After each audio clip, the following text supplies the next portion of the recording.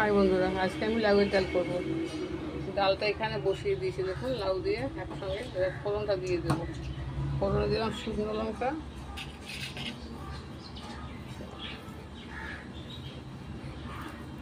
আর দিলাম রাঁধুনি। দেখুন ফোড়নটা দিয়ে দেবো, গ্যাসটা কমিয়ে দিলাম, বেসন ছিটকাবে।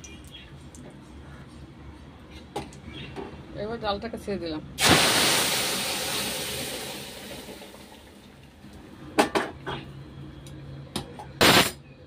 এবার কিছু কাঁচা লঙ্কা দিয়ে দিলাম। এবার কিছু ধনে পাতা দিয়ে দিলাম। এ বাবা,